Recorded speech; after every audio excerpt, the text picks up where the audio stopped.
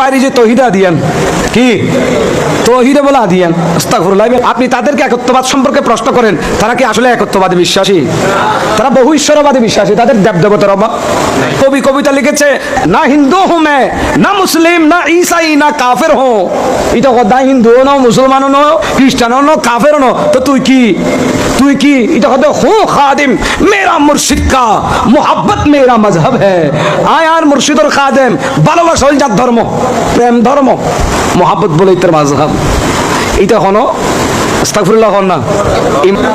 আর দেশত খদুন আছে এই তারা সারিমিককে যাইবি বেগুনের খুশির একটু সাহায্যেরই পুজো তো যাইবি, আবার এমনি মসজিদে তো যাই, মিলাদুন্নবী মাহফিলে তো যাই, উনি সরস্বতী পুজো তো যাই, আবার জন্মাষ্টমীতে মিছিল করে।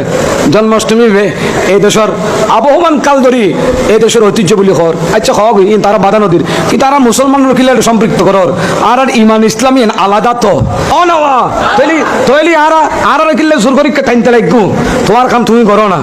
উৎসব সবার খদ্দে, ধর্ম যার যার খদ্দে, স্লোগানি বারা মানি না, আস্তে করে করতে লাগবে, ডরাইতে লাগবে না একখানা হলে আর মানি না। কিনলে উৎসব তো ধর্মর কারণেই, ধর্মই তো উৎসব শিখাই, ঠিক কিনা?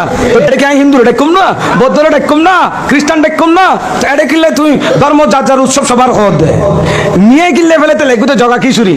এতো নিয়ে আর গো বাইরে যে তৌহিদা দিয়ান কি তৌহিদে বলে আদিয়ান আস্তাগফিরুল্লাহ। ইয়ে নরায়ণের তর্জমা একখানি তারা হয় যার একখানি ধর্ম সাম্য। ধর্ম সাম্য মানে ধর্মের সমতা। ধর্ম কি কখনো সমান হইতে পারে বাবা? ইসলামের উপর কোনো ধর্ম আছে? ইন্না দ্বীনা ইনদাল্লাহি। প্রথমত তাদের তর্জমাটা এই জায়গায় গলত, দ্বিতীয়ত শাব্দিকভাবে তাদের তর্জমাটা গলত। কিভাবে? তৌহিদে আদিয়ান মানে সমস্ত দ্বীনের তৌহিদ বা একত্ববাদ। এরা এটাকে তর্জমা করতেছে ধর্ম সাম্য, এটি একদম কাঁদিছে। তো সমস্ত ধর্মের ভেতরে একত্ববাদ। এই প্রসঙ্গে যদি আসি, আমার ভাইয়েরা, আমাদের দেশে যে সমস্ত হিন্দু ধর্মাবলম্বী আছে, আপনি তাদেরকে একত্ববাদ সম্পর্কে প্রশ্ন করেন, তারা কি আসলে একত্ববাদী বিশ্বাসী? তারা বহু ঈশ্বরবাদী বিশ্বাসী, তাদের দেবদেবতার অভাব।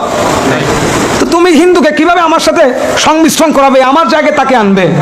তার মানে যে ব্যক্তি এই কাজগুলো করছে বা যারা এই কনসেপ্টটা নিয়ে মাঠে নেমেছে, তাদের নিজের ব্যাপারেও তাদের সন্দেহ আছে তারা ইমানদার কিনা।